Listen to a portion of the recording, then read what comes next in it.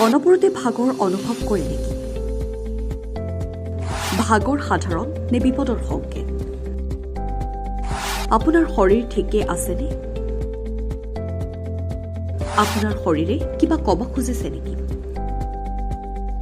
বহু সময়ত আমাৰ শৰীৰৰ বিভিন্ন অংশত বিষৰ সমস্যা হয়, যদিও আমি ইয়াক অৱহেলা কৰোঁ। কিন্তু যদি আপোনাৰ শৰীৰটো নিৰন্তৰ ফুলা বা যিকোনো ধৰণৰ বিষ হয়, ইয়াক ভুলতো অৱহেলা নকৰিব। শৰীৰৰ ভিতৰত ফুলাৰ সমস্যা এটা ডাঙৰ ৰোগৰ আৰম্ভণি হ'ব পাৰে। আজি এই বিষয়ে জানো আহক। প্ৰদাহ কি? প্ৰদাহৰ অৰ্থ হৈছে ফুলা, যি হৈছে শৰীৰৰ প্ৰাকৃতিক সঁহাৰি।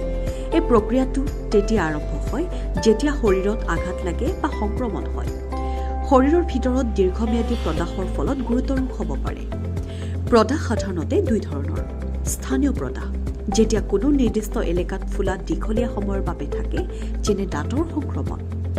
আৰু প্ৰণালীগত প্ৰদাহ, যেতিয়া প্ৰদাহে গোটেই শৰীৰক প্ৰভাৱিত কৰে। দীৰ্ঘম্যাদী প্ৰদাহৰ লক্ষণ। যদি এই লক্ষণবোৰ দীঘলীয়া সময়ৰ বাবে থাকে, তেন্তে সাৱধান হ'ব। শৰীৰ সঘনাই ফুলা, জ্বৰ বা ভাগৰ আদিৰ দৰে সমস্যাবোৰক পাতলকৈ লোৱাটো বিপদজনক হ'ব পাৰে।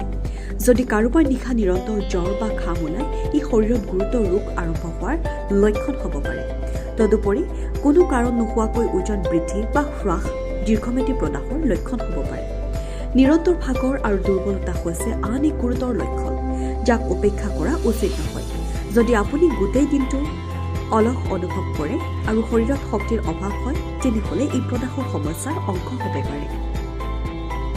পাকস্থলীৰ সমস্যা, যেনে কোষ্ঠকাঠিন্য, ডায়েৰিয়া বা এচিডিটিও উদ্বেগজনক হ'ব পাৰে।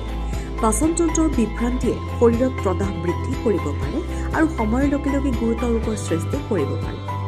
সঘনাই হোৱা ৰোগ বা ৰোগ প্ৰতিৰোধী প্ৰণালী দুৰ্বল হোৱাটো প্ৰদাহৰ এক মুখ্য লক্ষণ। যদি আপোনাৰ শৰীৰ সঘনাই সংক্ৰমণত ভোগে বা সৰু ৰোগ সোনকালে ধৰা পৰে, ই দীৰ্ঘম্যাদী প্ৰদাহৰ বাবে হ'ব পাৰে। শৰীৰৰ এই লক্ষণবোৰ আৰু উপেক্ষা নকৰিব। স্বাস্থ্যকৰ আহাৰ, নিয়মীয়া ব্যায়াম আৰু উন্নত জীৱনশৈলীৰ জৰিয়তে প্ৰদাহ নিয়ন্ত্ৰণ কৰিব পাৰি। শৰীৰৰ সংকেতবোৰ বুজি লৈ সময়ত সতৰ্ক হওক। News desk report, NDTV।